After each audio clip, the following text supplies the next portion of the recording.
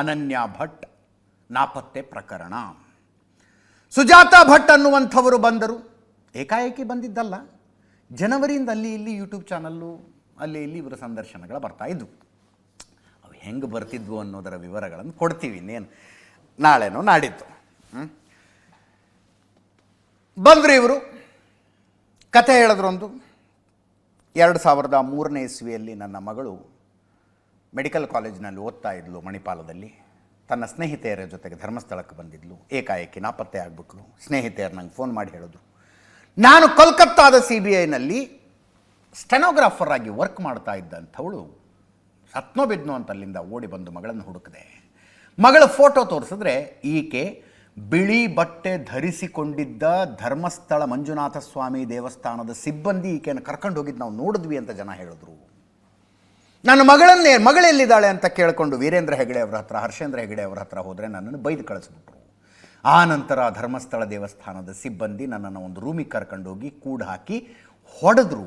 3 ತಿಂಗಳು ನಾನು ಕೋಮಾದಲ್ಲಿದ್ದೆ. ಎಚ್ಚರ ಆದಾಗ ಬೆಂಗಳೂರಿನ ಆಸ್ಪತ್ರೆಯಲ್ಲಿದ್ದೆ. ಆವತ್ತಿನಿಂದ ಇವತ್ತಿನ ತನಕ ಮಗಳನ್ನು ಹುಡುಕ್ತಾನೇ ಇದ್ದೀನಿ ಅಂತಂದರು. ಸಹಜ ಇಂಥ ಪ್ರಕರಣದಲ್ಲಿ ಯಾರೇ ಆದರೂ ಕೇಳುವ ಮೊದಲ ಪ್ರಶ್ನೆ, ನಿಮ್ಮ ಮಗಳದೊಂದು ಫೋಟೋ ಕೊಡಿ ಅಂತ. ಇಲ್ಲ. ಮೆಡಿಕಲ್ ಕಾಲೇಜಿನ ಅಡ್ಮಿಷನ್ದು ಏನಾದ್ರು ಡಾಕ್ಯುಮೆಂಟ್ಸ್ ಇದ್ದಾವ? ಇಲ್ಲ. PUC ಮಾರ್ಕ್ಸ್ ಕಾರ್ಡ್ ಇದೆಯಾ? ಇಲ್ಲ. SLC ಮಾರ್ಕ್ಸ್ ಕಾರ್ಡ್ ಇದೆಯಾ? ಇಲ್ಲ. ಪ್ರೈಮರಿ ಸ್ಕೂಲ್ ಓದಿದ್ದಕ್ಕಾದರೂ ಏನಾದರೂ ಇದೆಯಾ? ಇಲ್ಲ. ಬರ್ತ್ ಸರ್ಟಿಫಿಕೇಟ್ ಇದೆಯಾ? ಇಲ್ಲ. ಏನಾಯಿತು ಅಂದರೆ ಮನೆಗೆ ಬೆಂಕಿ ಹತ್ತಿ ಎಲ್ಲ ಸುಟ್ಟು ಹೋಗ್ಬಿಟ್ಟಿದೆ ಅಂತ. ಸರಿ, ನಾವು ಹುಡುಕೊಂಡು ಮೆಡಿಕಲ್ ಕಾಲೇಜಿಗೆ ಹೋದ್ವಿ. 2001ರಲ್ಲಿ ನಿಮ್ಮಲ್ಲಿ ಅನನ್ಯ ಭಟ್, ಡಾಕ್ಟರ್ ಆಫ್ ಅನಿತಾ ಭಟ್ ಏನಾದ್ರು ಅಡ್ಮಿಷನ್ ತಗೊಂಡಿದ್ರಾ ಅಂತ 2001ರ ದಾಖಲೆಯಲ್ಲೂ ಇಲ್ಲ.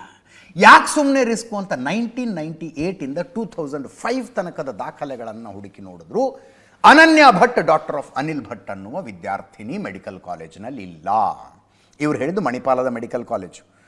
ಮಣಿಪಾಲ ಗ್ರೂಪ್ ಆಫ್ ಇನ್ಸ್ಟಿಟ್ಯೂಷನ್ಸದ್ದು 2 ಮೆಡಿಕಲ್ ಕಾಲೇಜ್ ಇದ್ದಾವೆ. ಒಂದು ಮಣಿಪಾಲದಲ್ಲಿ ಕಸ್ತೂರಿಬಾ ಮೆಡಿಕಲ್ ಕಾಲೇಜು, ಇನ್ನೊಂದು ಮಂಗಳೂರಿನಲ್ಲಿ ಕಸ್ತೂರಿಬಾ ಮೆಡಿಕಲ್ ಕಾಲೇಜು. ರಿಸ್ಕೇ ಬೇಡ ಅಂತ 2 ಕಾಲೇಜಿನಲ್ಲಿ ಹುಡುಕಿದ್ವಿ, 2 ಕಾಲೇಜಿನಲ್ಲೂ ಇಲ್ಲ. 2003ರಲ್ಲಿ ನಾನು CBIನಲ್ಲಿ ಸ್ಟೆನೋಗ್ರಾಫರ್ ಆಗಿದ್ದೆ ಅಂದರೆ ಇವರು. 2005ರಲ್ಲಿ VRS ತಗೊಂಡು ಬೆಂಗಳೂರಿಗೆ ವಾಪಸ್ ಬಂದೆ ಅಂತ.